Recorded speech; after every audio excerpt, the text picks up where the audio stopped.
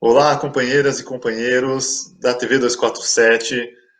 É um prazer estar mais uma vez com vocês. Meu nome é Jean Goldenbaum e este é o quarto episódio do programa A Arte e Resistência, esse programa onde nós conversamos sobre todo o poder que a arte possui em transformar o mundo, em agir sobre as sociedades e transformá-las para melhor. Se você não viu ainda os programas anteriores, não deixe de conferir, estão todos aqui no canal da TV 247. O primeiro foi com o ator e diretor Caco Ciocler, o segundo foi com o ator Sérgio Manberti, o terceiro foi com o músico, compositor e poeta Chico César. Todos os três programas estão muito especiais, muito bonitos, não deixem de conferir. E o quarto vocês vão gostar também. Primeiro, vinheta.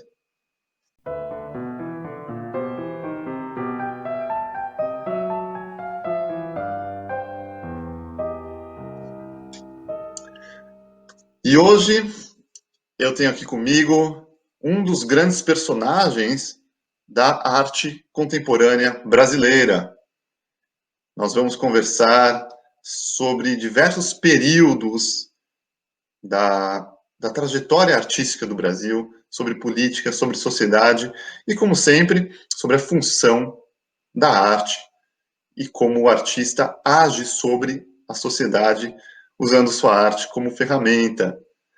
Eu tenho aqui comigo, tenho o prazer de chamar aqui comigo José Roberto Aguilar. Eu vou depois apresentar sua biografia, mas antes quero trazer ele já aqui para o nosso... Olá, meu caro Salve, Aguilar. Jean! Salve! Que prazer estar aqui. Prazer é meu. Muito bom tê-lo aqui. É...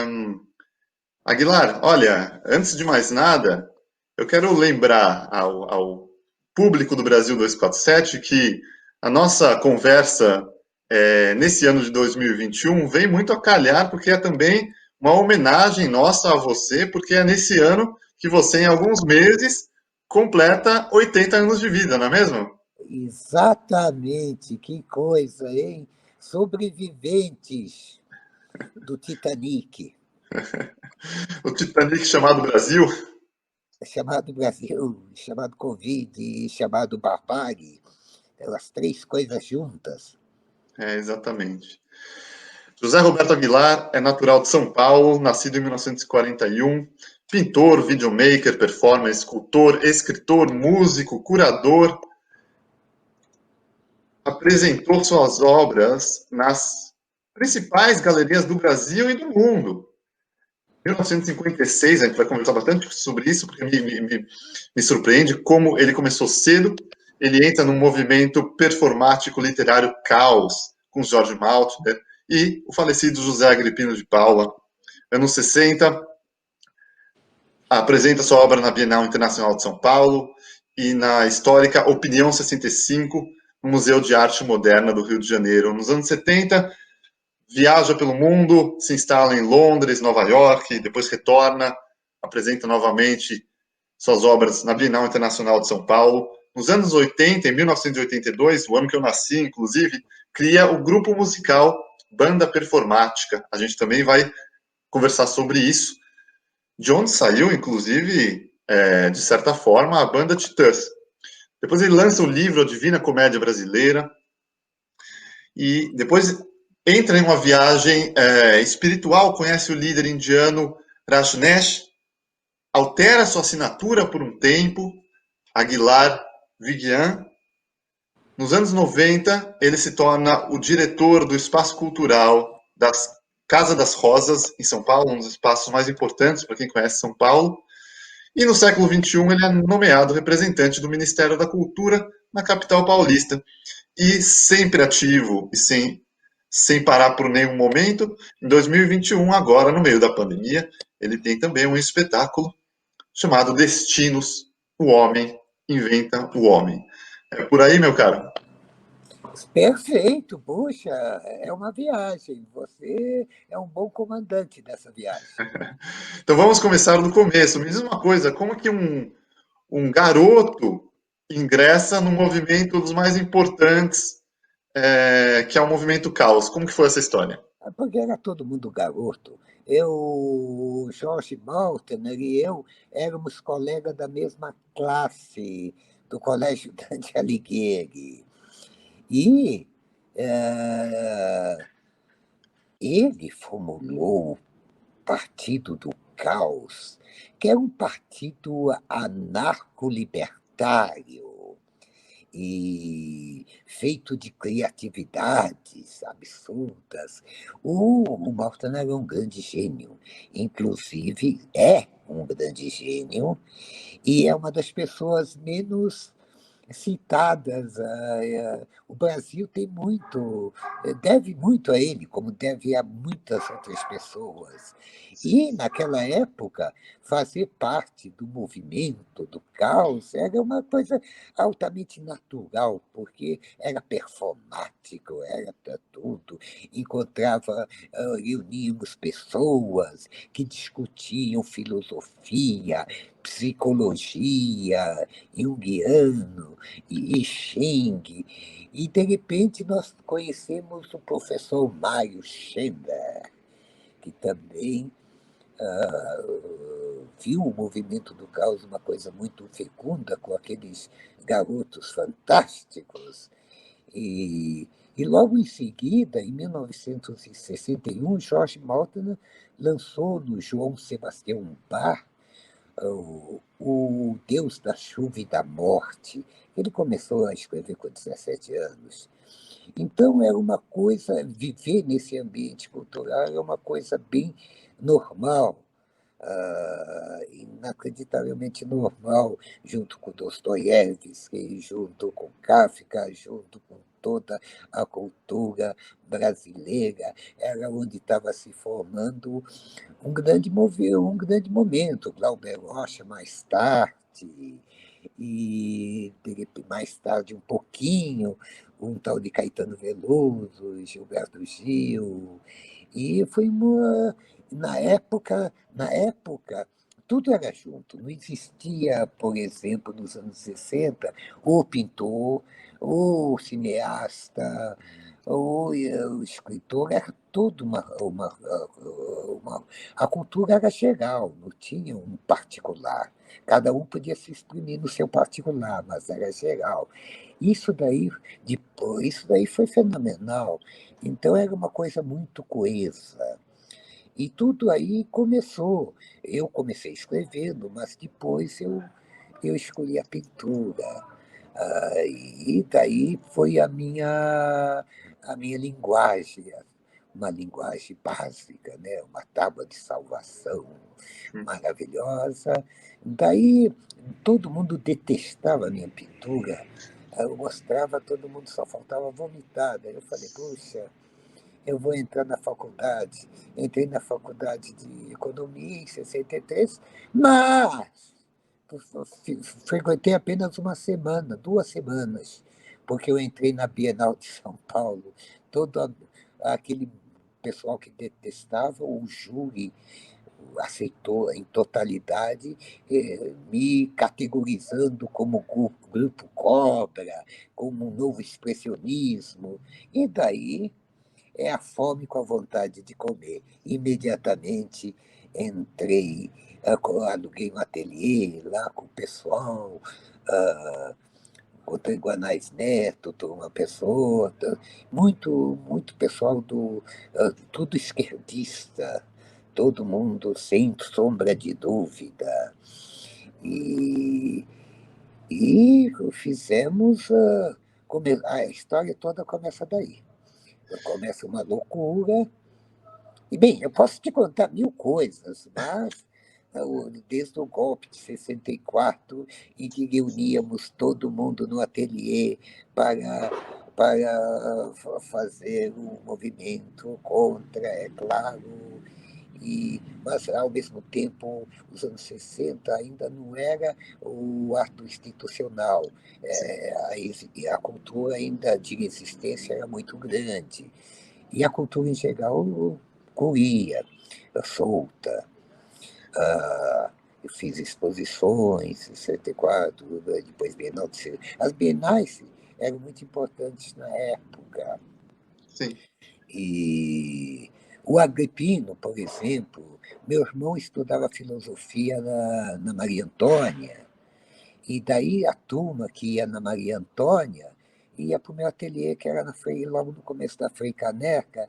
Então, tinha o Agripino, Zé Agripino de Paula, conheceu a Maria Esther Stockler, mil coisas aconteciam. Daí o próprio Jô Soares também alugou uma, uma, uma sala nesse ateliê. E daí tinha tanta coisa acontecendo, desde reuniões do partido até altos papos de cultura, tudo, tudo, tudo. Que maravilha. E a gente vê aqui. Bom, a gente está no começo dos anos 60, vamos dizer, né, quando você entra na universidade, todo esse hall de artistas, as mais variadas áreas, né?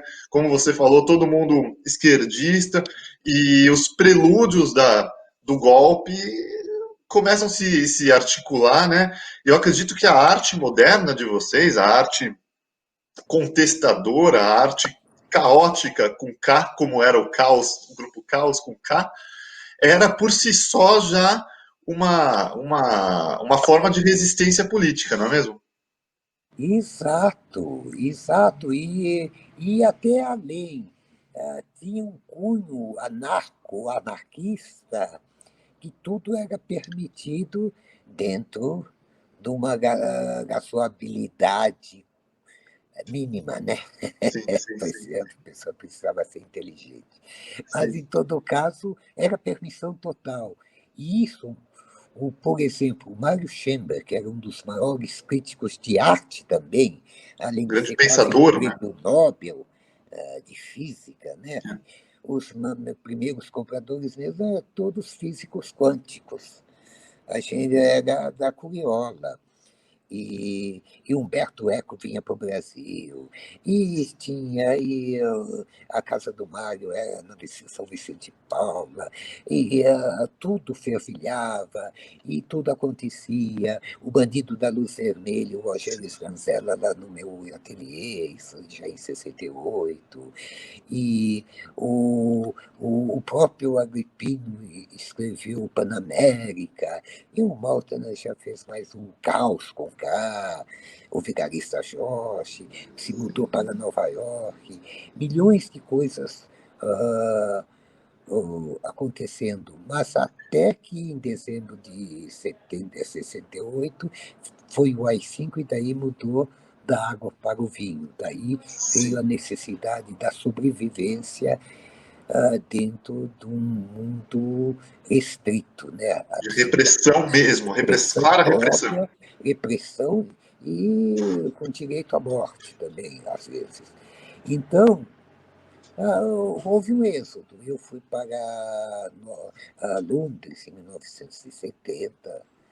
Aliás, em 69 eu fui visitar o Malta em Nova York, que ele já morava lá, e via o homem chegando à Lua, e quase que fui no Festival da Ilha de Woodstock, que eu comprei o ingresso, mas chovia muito, e eu, idiota, não fui. Mas no ano seguinte, ao chegar em Londres, em 70, fomos para a Ilha de White, Ah, ele onde demais. encontrei os brasileiros, tipo o Caetano, o Sim. Gil, e tanta gente lá, e Macalé, muito, muito.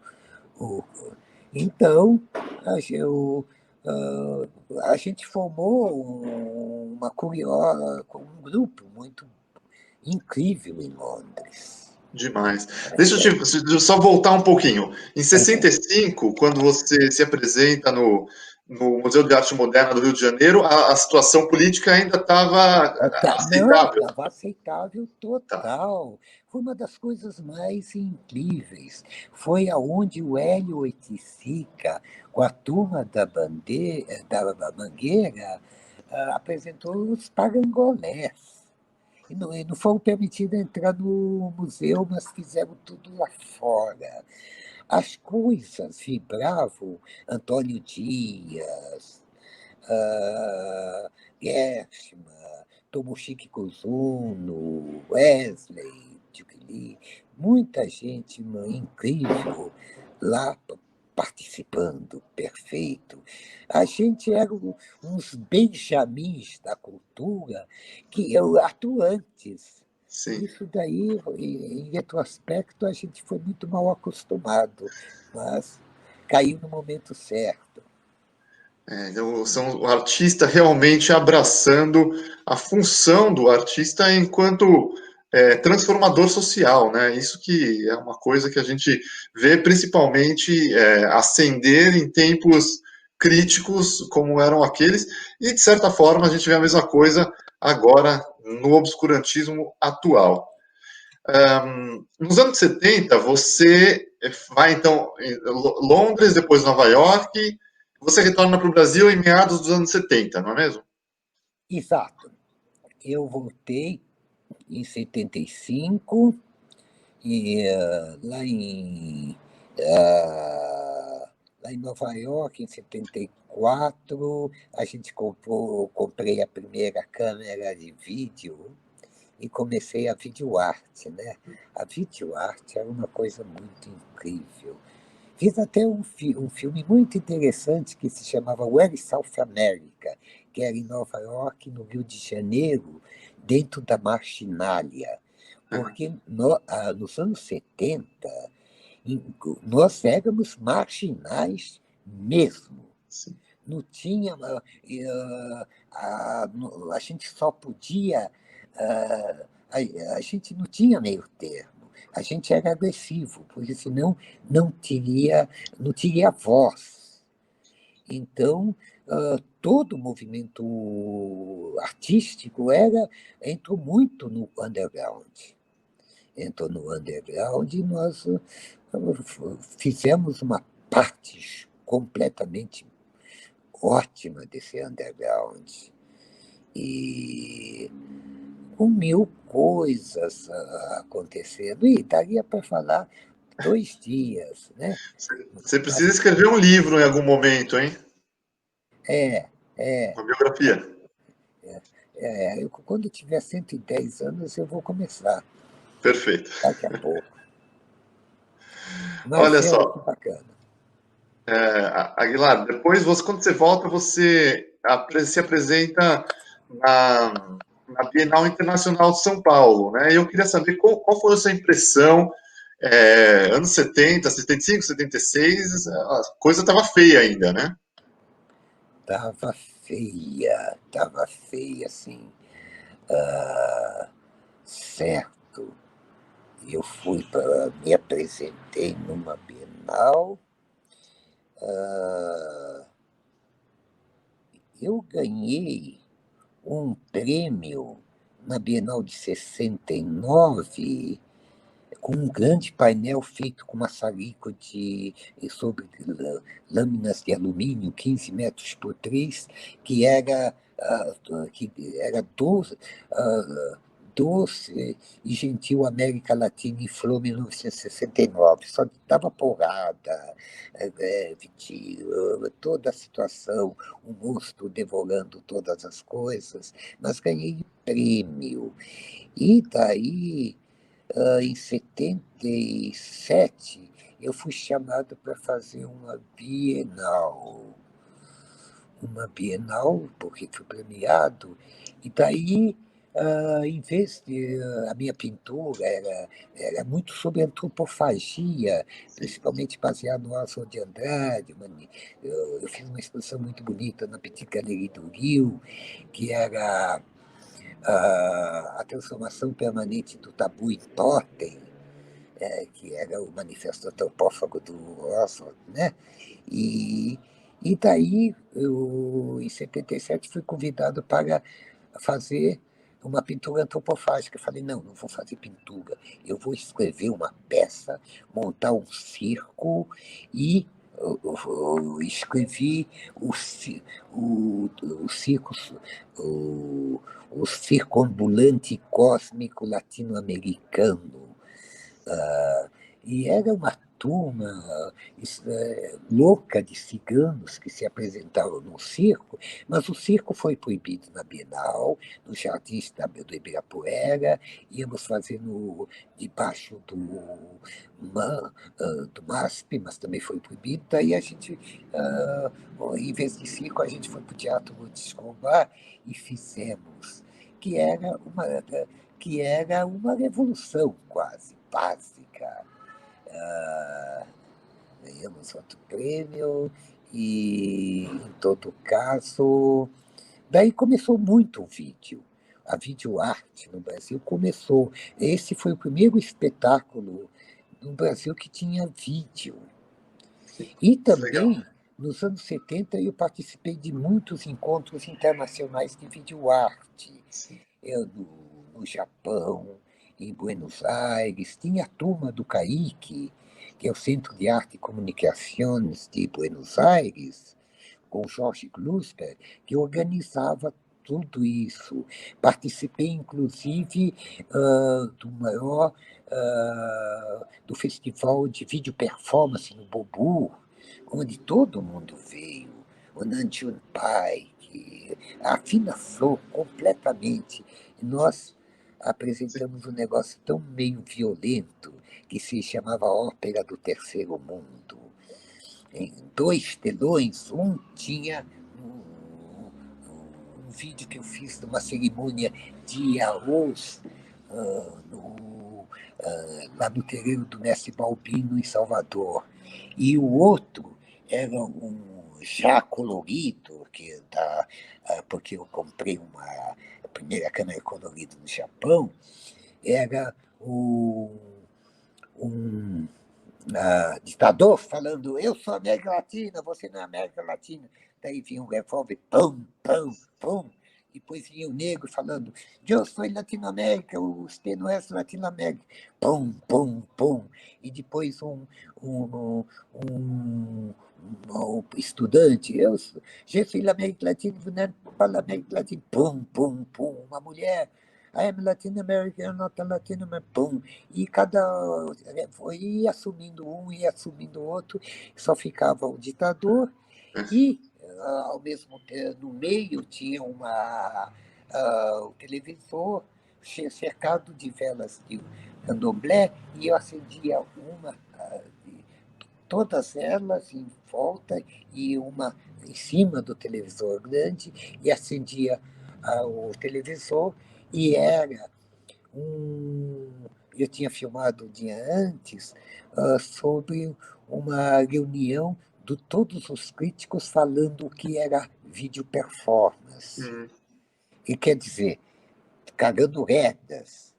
E quando eu mostrei aquilo, os críticos ficaram putos, vieram, e daí eu acho que eles, Aguilar, paga que os caras estão querendo voltar para Milano, querendo. Daí o cara lá do robô falou: aqui não tem censura, vamos até o fim. Quer dizer, isso para explicar que a gente não era flor que se chega, a gente só podia entrar com o pé na cara e arrombando. Era o tipo de. eh, era o tipo de linguagem, porque se a gente não gritasse, ninguém ouviria. sim. Mas, em todo caso, os anos 80, uma distensão maior do clima político, veio a época dos doces de coco. Foi onde aconteceu a tal da banda performática. Perfeito, mas calma, pequena pausa, porque ainda preciso perguntar sobre os anos 70, que eu fiquei Tá curioso. Olha, legal. é muita história boa, realmente.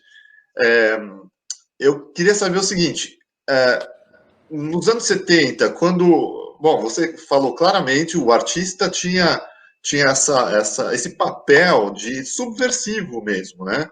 É, então, como é que era como que vocês lidavam com a censura, com censores? Como vocês chegaram a ter problema? Porque, logicamente, a arte de vocês é abstrata, é uma arte que provavelmente os censores não compreendiam absolutamente, mas eles viam essa arte como uma ameaça e procuravam censurar e tudo mais? Como é que era isso? Olha, sem dúvida nenhuma é o que você falou. Eu me lembro o episódio, desculpe ser tão referencial, mas sim, sem dúvida nenhuma. Uma vez, eu acho que foi, dezembro de 69, eu mandei um, um painel para o Salão Paulista de Arte Contemporânea para ganhar um prêmio e fora do Brasil. E era tão forte que eu estava certo que eu ia ganhar o prêmio. Mas era composto de 5 partes. E, e para falar a verdade, era basicamente uma homenagem ao Marighella. E, de repente, mas ninguém entendia nada.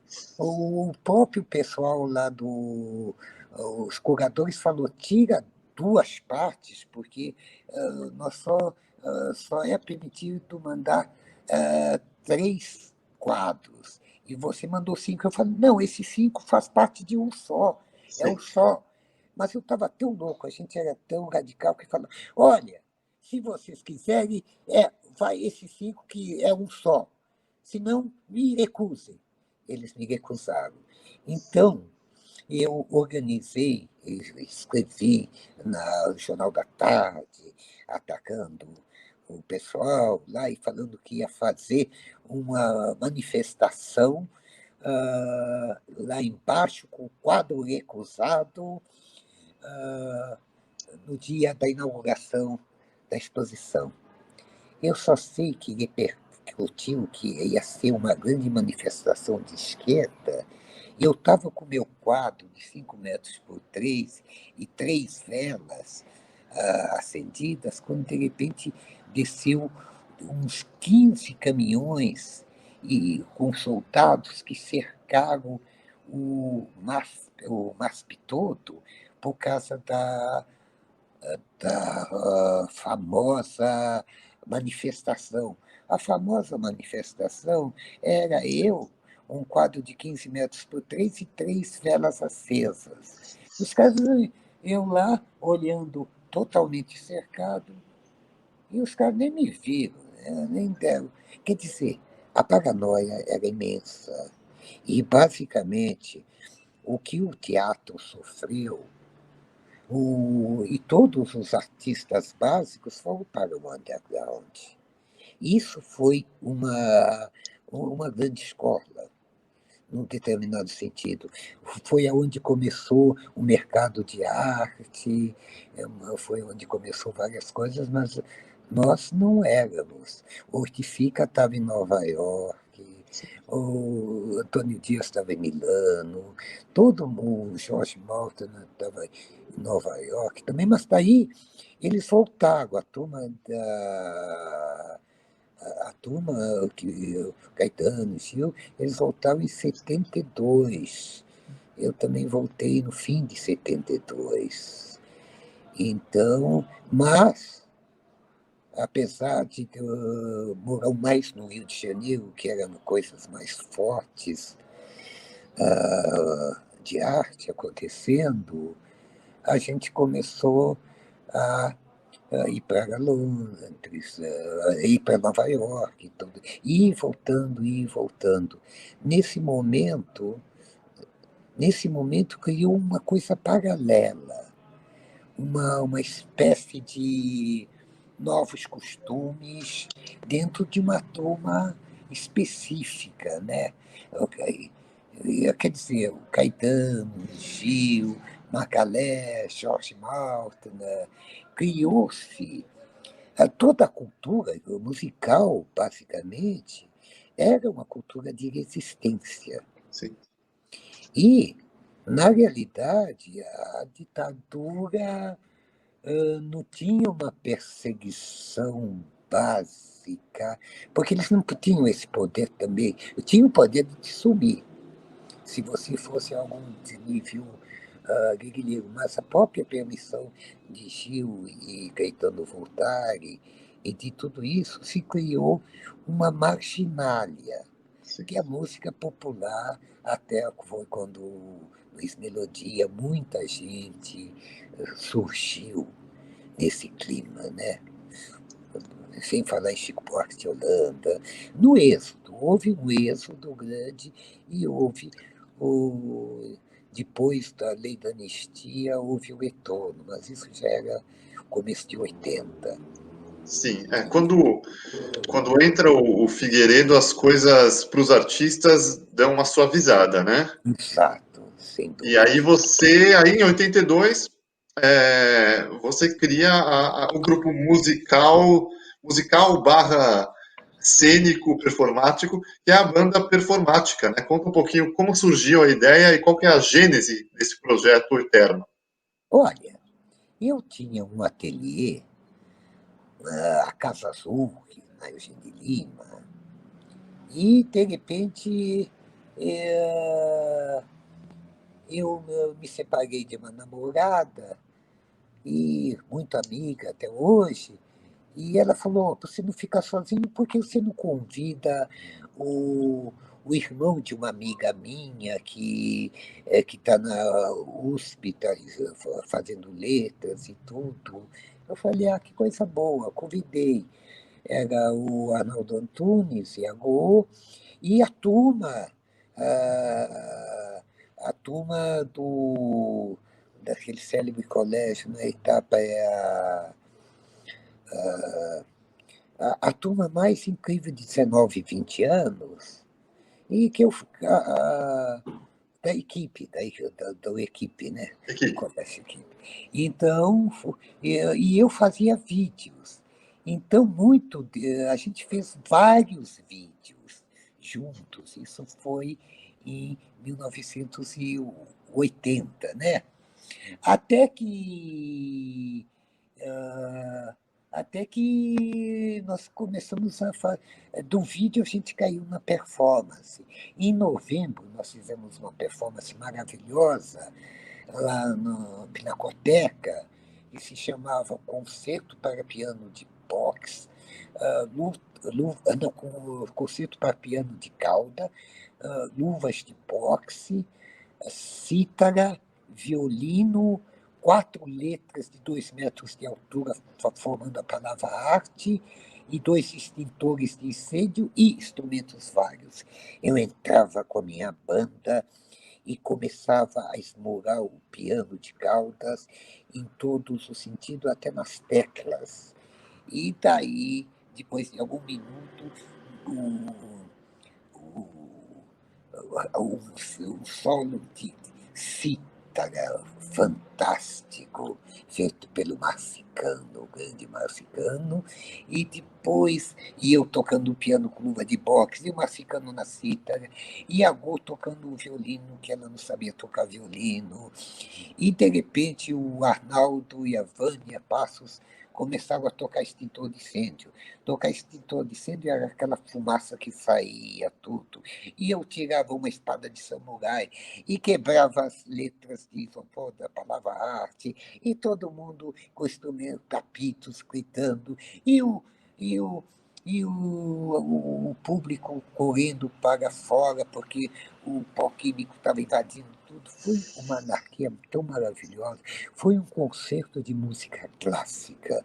Nós ficamos tão felizes que decidimos participar de um festival de música universitária, mas está aí com uma banda, já que era o festival de música, era banda. Eu tocava guitarra com a luva de boxe e tudo, e o Arnaldo, e toda aquela moçada fazendo uma loucura básica, um extintor de incêndio, tudo. Nós tivemos. Isso foi no Museu de Arte Moderna do Rio de Janeiro. A gente Sim. teve que sair correndo para não apanhar no final. Mas, e daí a gente teve a ideia de fazer a banda performática. Então, vamos fazer uma banda performática com letra, com música e tudo. E daí fizemos uma, e fizemos o debut aqui em São Paulo, no Palisade Ensaiada, com sucesso absurdo. E lá, outra vez, no Museu de Arte Moderna, dessa vez com sucesso incrível, lá debaixo da Marquise, com um público enorme, e a banda começou a ser uma referência muito maluca de Sim. performance com música. E daí É. as frenéticas gravaram Você Escolheu Errar do Seu Super-Herói, que até hoje continua esse tema que você escolheu errar do seu super-herói, e foi o começo de uma da banda mesmo, né? O próprio Belchior dirigiu, produziu o disco da banda. Sim. O disco da O, banda aqui foi e ótimo. o Paulo Miklos também fazia parte, O né? Paulo Miklos, puta, o Paulo Miklos, era sem dúvida Paulo, grande Paulo, imagine, fez várias músicas, o Lani Gordon, o grande guitarrista também, o Edilson Batera, tinha tanta gente bonita, incrível.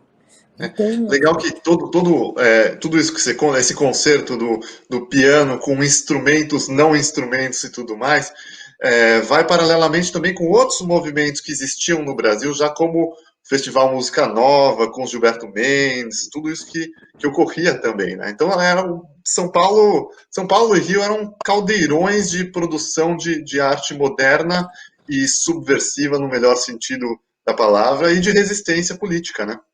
sem dúvida nenhuma. E daí, os anos dourados e maravilhosos, acontecia, a gente fez uma ópera rock Macunaíma, que foi lindo também, acho que era 50 anos, algo assim, da morte do Mário de Andrade, e com 15 mil pessoas. E no auge do sucesso, eu fui para o Oregon estudar terapias alternativas, Sim. né, Lachianas, no ashram do mestre Rajneesh, né, na época, depois mudou para Osho. Poxa. Então, também voltamos, e daí aconteceu uma coisa muito incrível.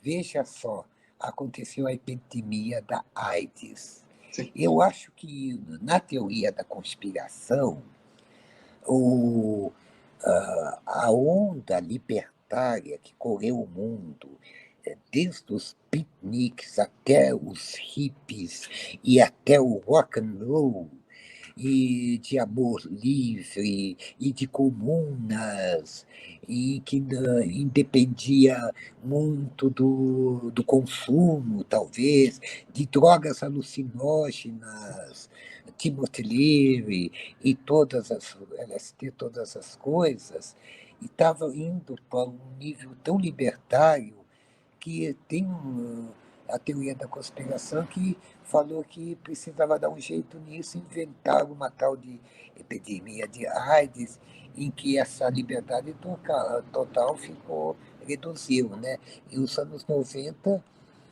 ficaram com a última, a queda do Muro de Berlim, que foi ótimo, mas ao mesmo tempo fazer um capitalismo selvagem, já que não tinha mais nenhuma concorrência, só tinha um capitalismo, ficou mais selvagem ainda, e, e daí diminuiu um pouco essa vitalidade, mas sempre continuou. Então, a gente, no século XX, esse XXI, a gente é que nem o povo judeu. A gente, nível de sobrevivência faz inteligência. Isso sem dúvida nenhuma.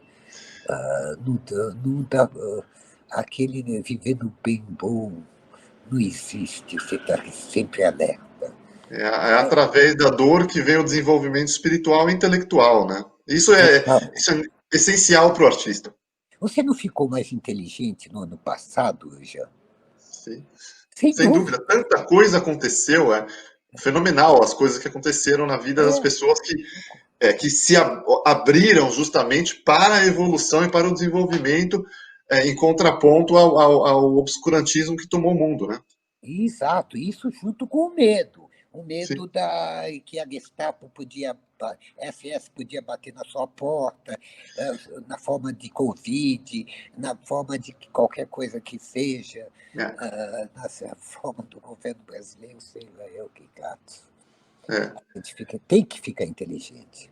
sem dúvida. E, bom, você falou, eu só queria ainda, nos anos 80, quando você conhece o líder indiano, o Rajneesh, que depois é conhecido como Osho e tudo mais, você chega até a alterar a sua assinatura durante um tempo e tudo mais, né? Como é que, comenta um pouco isso, sobre isso. Porque na realidade, quando você recebe sânias, que quer dizer, você recebe um colar, você cai dentro, é cair dentro. Bom, isso é uma tradição milenar de Sim, qualquer o, budista. Você cai dentro, você fica uma espécie de monge. Então, você recebe um novo nome. sim, Então, eu recebi o nome de Swami Antar Vigyan. Então, mas ao mesmo tempo, eu vinha para São Paulo, eu fiquei 3 anos lá no Oregon, mas vinha para São Paulo o tempo todo. Quer dizer, para a Europa, né, tinha exposições de vários cantos.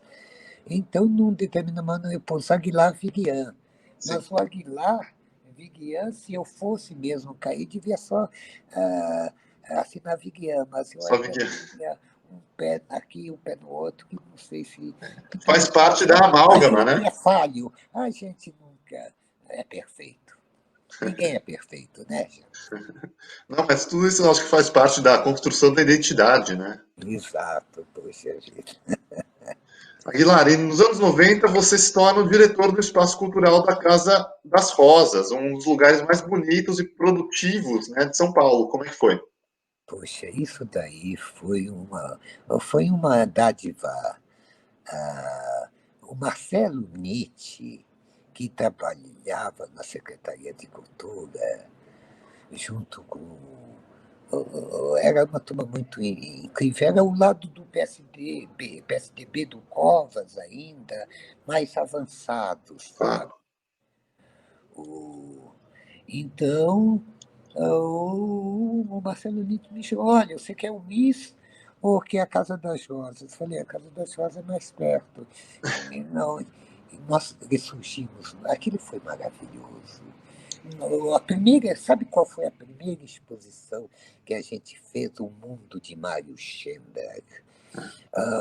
Nós pusemos o, o, o Jorge Malta tocando a Internacional no violino.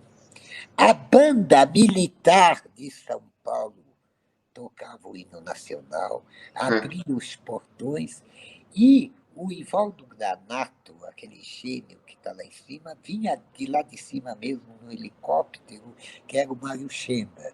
Mas não deu mesmo para ver. Então ele teve que parar em outro lugar e veio a pé. E ah, começou uma história tão fenomenal. Desculpe falar, eu não estou falando de mim mesmo, estou falando da revolução artística que fizemos na Casa das Rosas, que incomodava todo mundo, que fazia barulho, mas foi uma coisa incrível. Arte e suporte computador em 96, quando ninguém sabia o que era isso. Foi a primeiro, a gente fazia a primeira rádio no computador, e a gente era o primeiro museu virtual, muito, coisas maravilhosas. Essa ainda um dia tem que ser resgatado, né?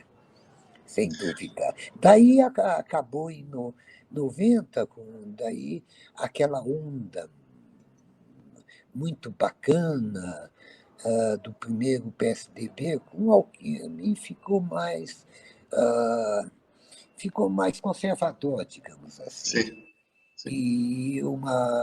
E daí uma secretária de Cultura resolveu fechar a Casa das Rosas, pena, mas, ao mesmo tempo, de repente, devido a toda essa efervescência da Casa das Rosas, eu fui indicado para ser o representante do Ministério da Cultura de um tal de senhor Gilberto Gil. Aquilo era o primeiro time do primeiro time. É, é. Então, Era isso já é no começo inacreditável. do século XXI, governo Lula, PT Exato. na prefeitura também, né? Era a Marta, né, nessa época. Mas, por exemplo, no Ministério da Cultura, o Gil era PV, Partido Verde. Sim, E por isso a genialidade do Lula, é, de chamar o chamar de vários partidos de esquerda, digamos sim. assim. E foi magnífico. Foi a nata, o Ali Salomão era da Secretaria era da Biblioteca Nacional, e tinha tanta gente. Era momentos assim muito ímpares, né? Era a Foi primavera do Brasil, né? Primavera do Brasil. É isso aí, Jean, a Primavera do Brasil. Bom, e aí as coisas caminham, a gente sabe que o resto é história depois de tudo que aconteceu, né? E depois do golpe, a gente batalha cada dia para lutar contra aquilo que eu chamo de neonazifascismo, e o Brasil se tornou a grande capital do neonazifascismo no mundo, sobretudo agora que a gente conseguiu derrubar o Trump lá nos Estados Unidos, pelo menos, mas no Brasil tá difícil ainda, né? Mas o Aguilar continua firme e forte. Aguilar, me conta um pouquinho sobre o seu projeto atual, Destinos. Ah, O homem. até dia 14, no sotaque bem caipira, 14 de fevereiro está aberto lá na Fiesp. No Na SESI, né? realidade, é na Fiesp, lá na Alameda Paulista, Sim, Federação das Indústrias, assim, em que ah, trata, por incrível que pareça, a história da civilização ocidental. A, a grande libertação, pelo menos da nossa civilização, vem com os filósofos pré-socráticos, que foram os primeiros que viram a natureza dos fenômenos sem a presença do Deus vingativo, chato ou absurdo. Então, foram os primeiros cientistas. Então, desde Anaximandro, Anaxímenes, Tales, Pitágoras, ah, essa Parmênides, essa turma fantástica que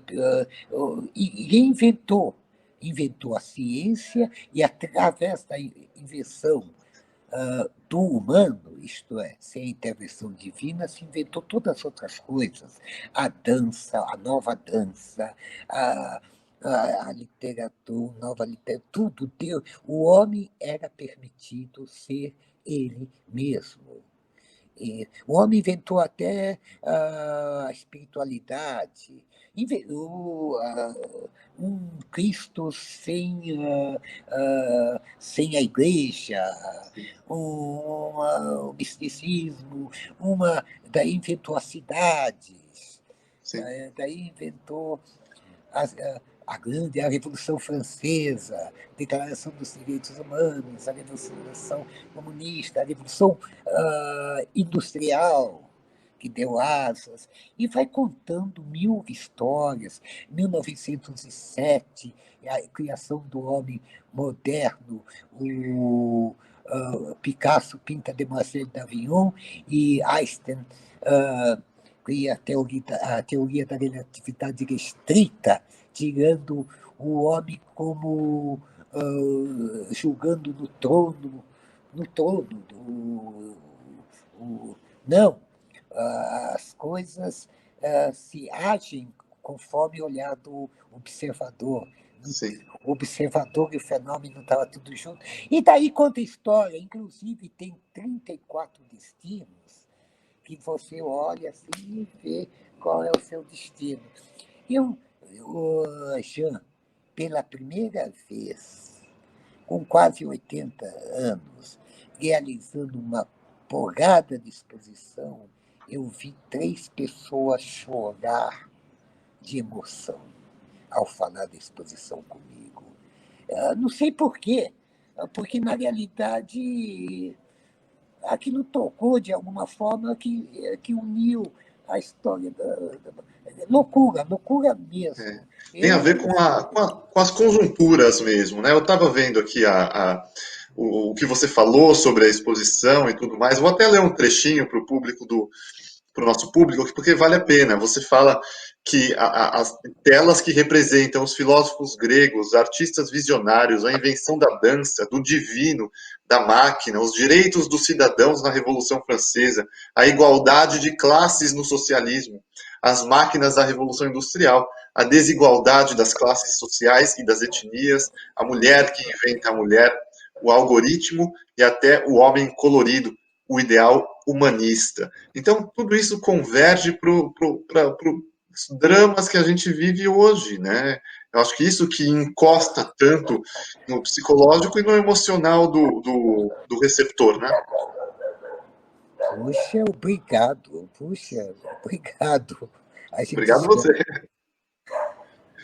Meu caro, deixa eu te dizer o seguinte, eu quero passar rapidinho algumas telas suas, tá bom? E você comenta, eu selecionei aqui, vamos ver se eu consigo colocar, vou tentar colocar aqui na tela, tá bom?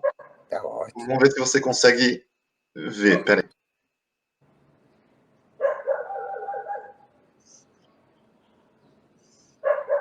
Ok, tá vendo?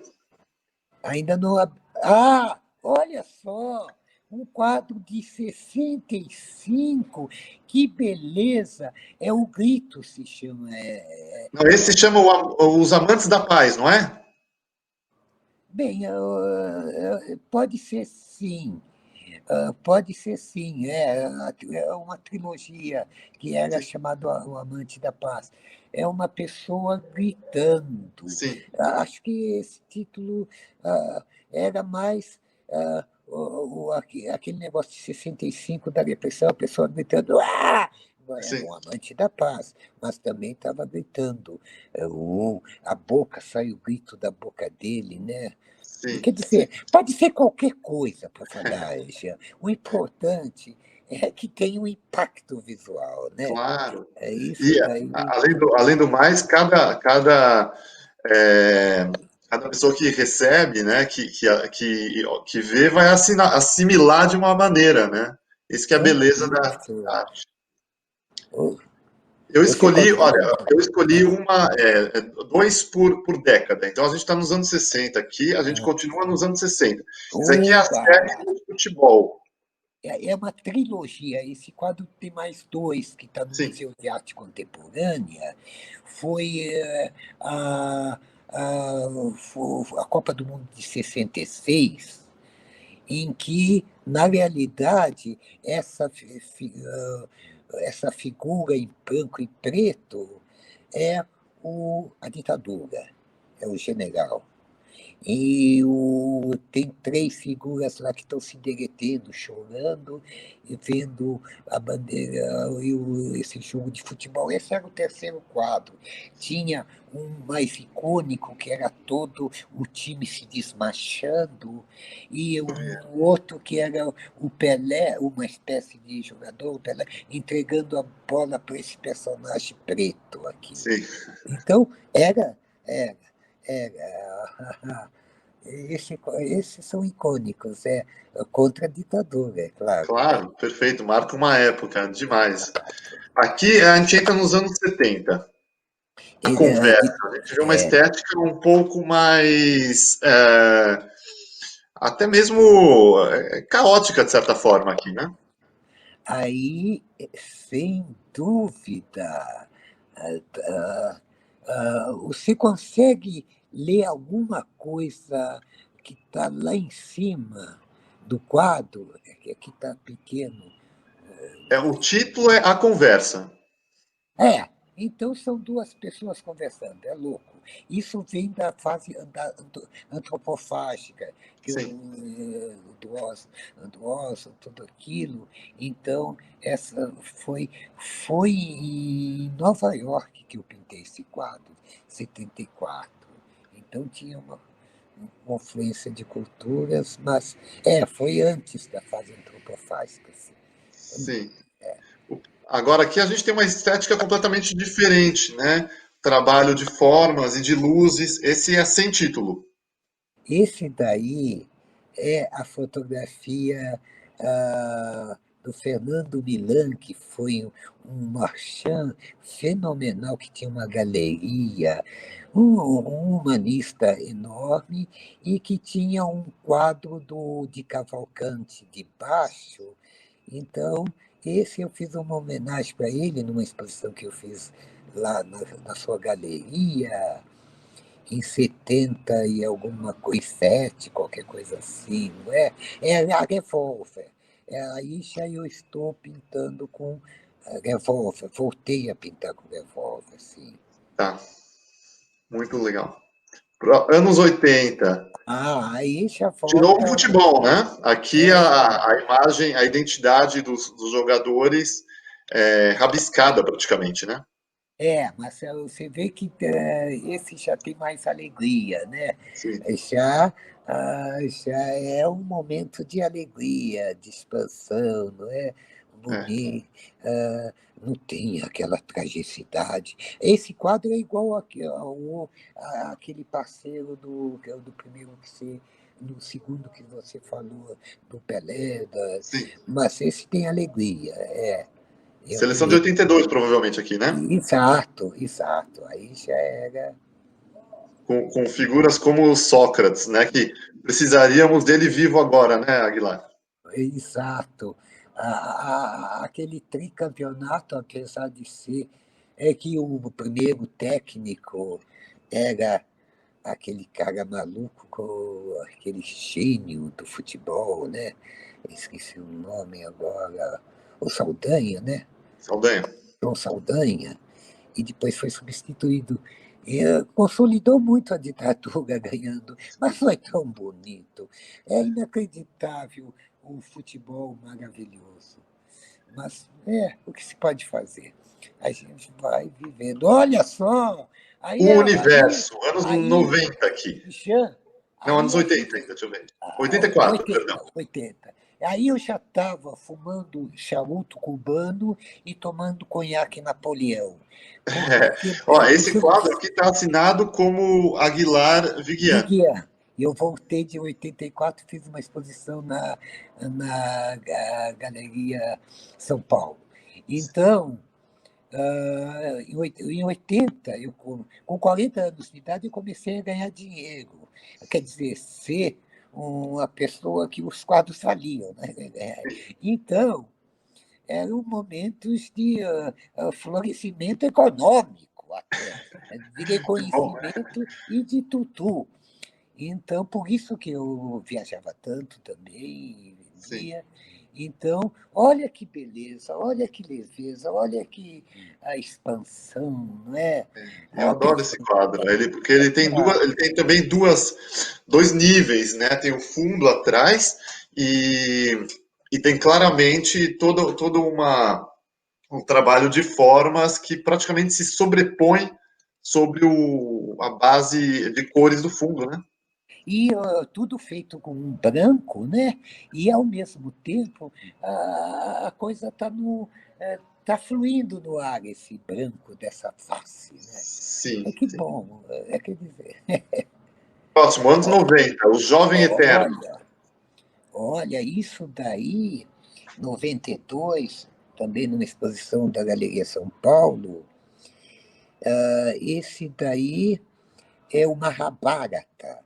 Eu Isso. fiz, ah, eu fiz uns 40 pinturas sobre papel do Mahabharata, Esse e também.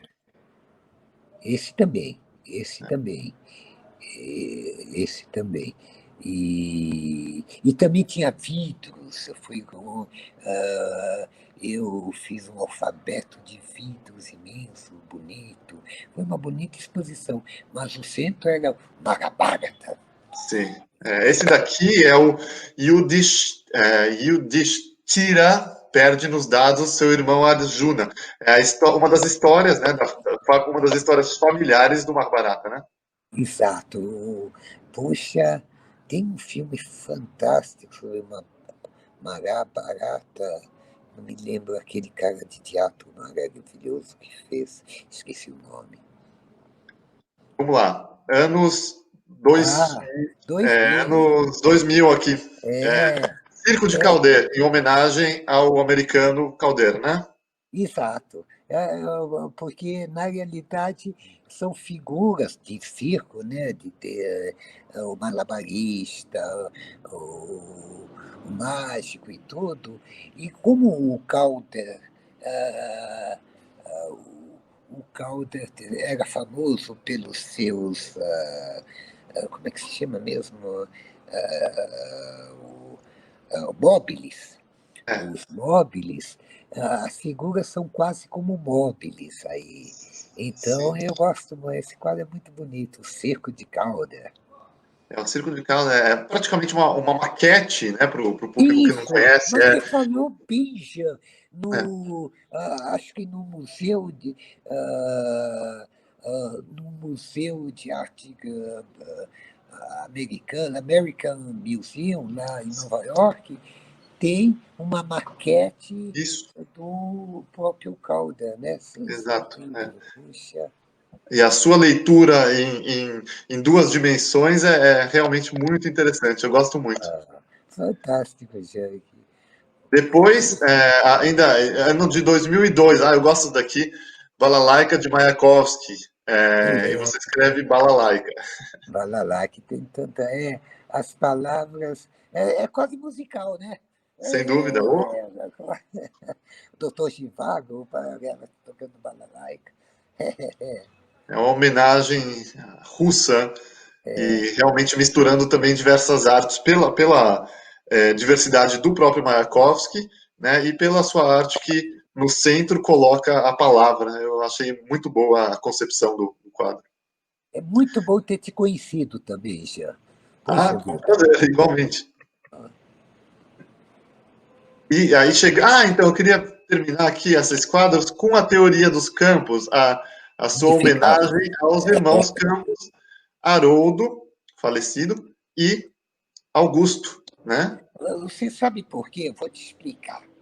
O Einstein tentou a vida toda procurar a teoria dos campos unificados, Sim, é que ele poderia unir a física relativista e a física quântica.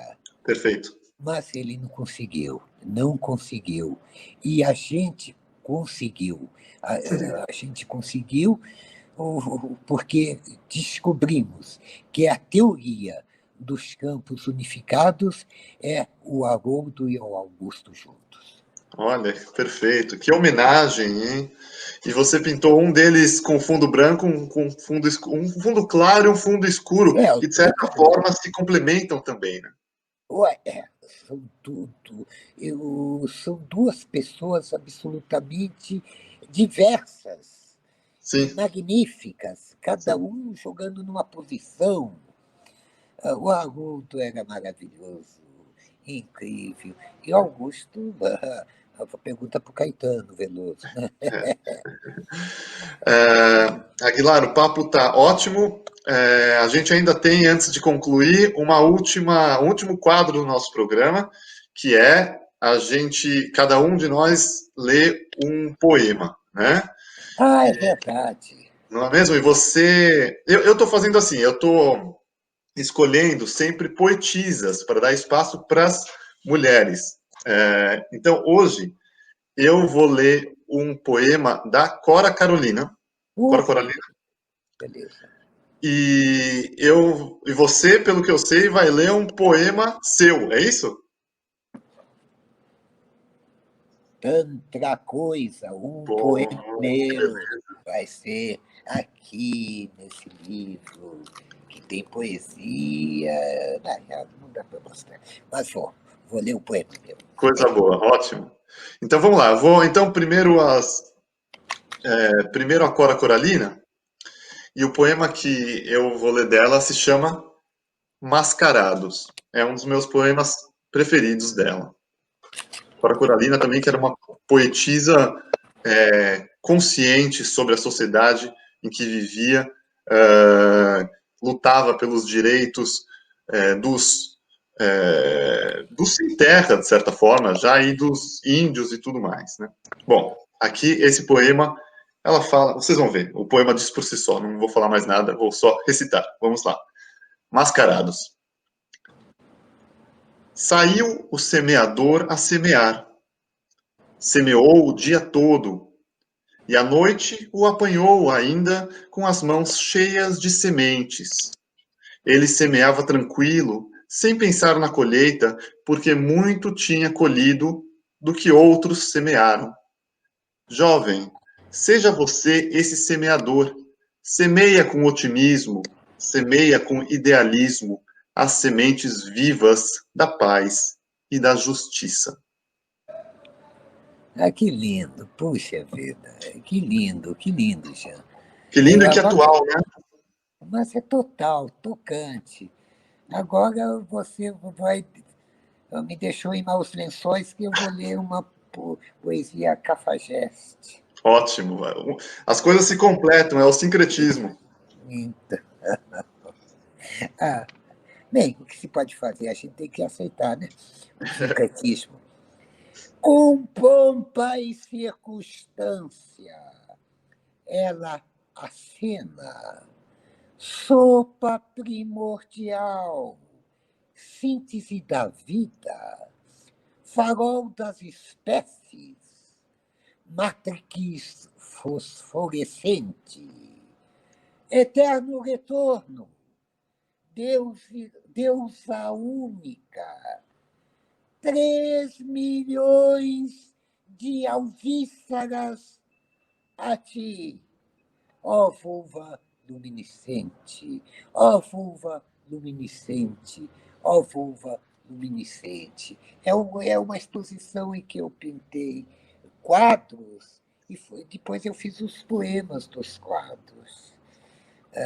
Mas como a gente é cafajeste, eu vou acabar lendo mais um poema que é muito pequeno. Por favor. Abraça, Redentora, o Cristo feminino, a crista do prazer, em homenagem à Coralina. Abraça, Redentora, o Cristo feminino, a crista do prazer. Perfeito. É um nanopoema, né? Um micropoema e realmente adorei. O Cristo e a crista do prazer. Meu caro, muito prazer em tê-lo aqui. Muito obrigado pela presença. Com certeza o nosso papo durou 1 hora, mas poderia durar uma eternidade, porque quando a gente fala da infinitude da arte e do potencial que ela tem e das histórias que ela reúne, não tem fim, né? É um prazer falar com tal inteligência sua, sem te puxar o saco. Você é muito bom, Jean. Prazer em conhecê-lo. Muito obrigado, meu caro. Então, eu mando um beijo para todo mundo do 247, o nosso público fiel aqui na resistência, usando o canal como esse canal tão importante na luta que a gente tem para recuperar o Brasil e lutar contra o neofascismo. E a arte sempre como ferramenta, sempre convidando pessoas especiais aqui. E como sempre, beijo a todos. Mais uma vez, obrigado, Caro Aguilar. E ninguém solta a mão de ninguém. É...